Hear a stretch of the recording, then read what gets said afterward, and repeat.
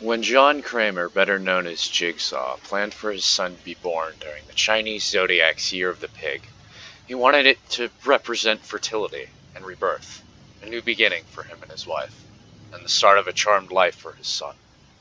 That plan was shattered on the night that a junkie broke into his wife's clinic, hoping to score.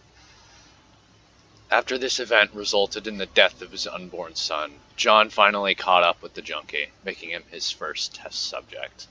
And the pig was changed forever too.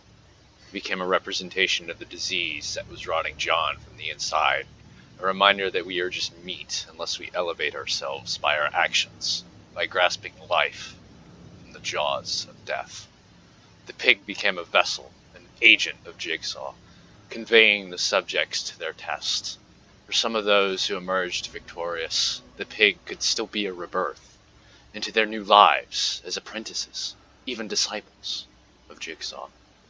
That was the case for Amanda Young, a troubled soul whose life had been a catalog of harm, both to herself and those around her. That changed when she faced, and bested, Jigsaw's test. Deciding her life was worth something, she became devoted to Jigsaw's cause, ready to take over when the cancer consumed him. She became more dependent on John, her anguish at his impending death combining with the belief that their test subjects weren't capable of saving themselves, of being reborn in the crucible of the games. Seeing this, John presented her with another game, another chance to save herself. But Amanda let her rage and jealousy rule her actions. She failed the tests and took a bullet as a consequence. Bleeding out on the tiled floor, darkness engulfed Amanda's vision, accompanied by a sound like creaking wood. Then she was in a forest, once more viewing the world through the eyes of a pig. Trees surrounded her, their branches clawing at her from all sides. Waves of panic washed over her, and she could hear her breath reverberating inside the mask.